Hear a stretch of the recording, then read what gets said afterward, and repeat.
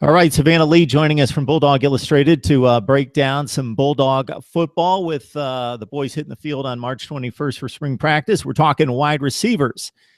Savannah, so Malcolm Mitchell, Isaiah McKenzie, those kind of guys have caught 45, 50 balls a season in the last few years. Chris Conley, it's definitely been a position in the past where we knew who the top guy was, the top two guys, and it's been fairly set. I'm looking at names that I'm not familiar with coming into 2017 and guys with not a lot of credentials, young guys, unproven guys, but a lot of talent there at wide receiver. Oh yeah, definitely. Georgia has a lot of wide receivers on the roster, and there's some. I mean, there's a lot that have these talent. However, Georgia has some of the smallest wide receivers in the SEC right now, which is something that I think that Coach Smart and them are trying to improve on. However, Terry Godwin is probably going to be your leader of the team this season. He's one of the veterans coming back, and I looked for him to have a better season than he did last year. He kind of just went with the flow of things and was kind of in the middle of the road. Didn't catch as many as he did the year before and stuff like that. But I expect him to step up and be that veteran leader that Georgia needs on the for the wide receivers. Riley Ridley is coming in as a sophomore. He kind of got hurt towards the end of the season, and so Georgia fans didn't see him as much. And that's another athlete that is very, very talented at the wide receiver position. His running ability and his route running abilities and stuff like that is very phenomenal, and just honestly his athleticism.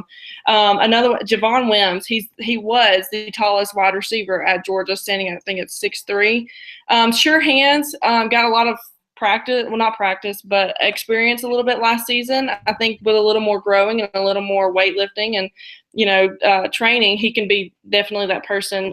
Coming into some guys that Georgia picked up this recruiting class for 2017, Jeremiah Holloman, an early enrollee. I definitely expect him to come in guns blazing, ready to go, or trying to earn one of those starting positions out of the wide receiving spot. Another one is Matt Landers. He's a 6'5", 182 guy. He's huge. Honestly, he's huge. He's kind of like a Mike Williams kind of wide receiver. I'm very excited about to see what he can do. He's tall, he's strong, and he's got sure hands. And I'm ready to see how he and Eason mix it together as well. So Georgia's definitely stacked on wide receivers. It's just getting Eason and them kind of mixing and that chemistry back to where it was. And we'll see. So I'm excited. Yeah, you mentioned Godwin at 38 catches, less than 400 yards, just about 10 yards a catch. So he's not getting downfield, at least in 2016, making big plays, no scores. Wims did get into the end zone once. So obviously those guys are going to have to produce more. And with the help of the offensive line and Jacob Eason firing it downfield and hopefully developing his understanding of defenses and improving on a 55% completion percentage. So your thoughts about the wide receivers as a whole? You excited?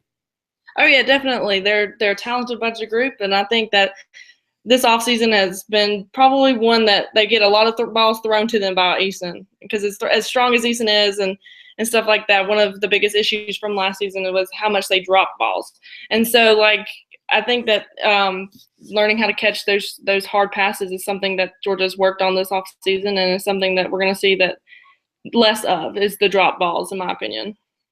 And Savannah, will not forget about the tight end position, of course. And you've got a good one in Isaac Nada, who had a nice freshman season with 29 catches.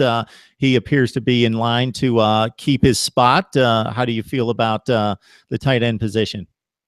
The tight end position is probably my favorite on out of the Georgia roster. You have Isaac Nada, Charlie Warner, Jed Blazevich, all a bunch of talented, very talented tight end people, players.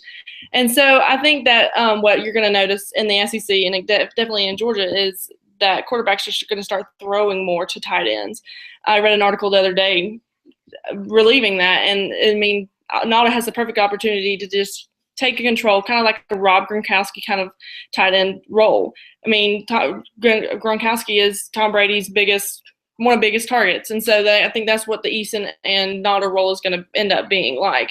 And I think Nada is going to it was interesting. I interviewed him right after football season, before the bowl game and stuff. We got the opportunity to finally get to talk to the freshmen of last season, and he was so humbled by the whole entire freshman campaign. He was like, "I'm just ready to get back to work. I'm ready to get back into the gym.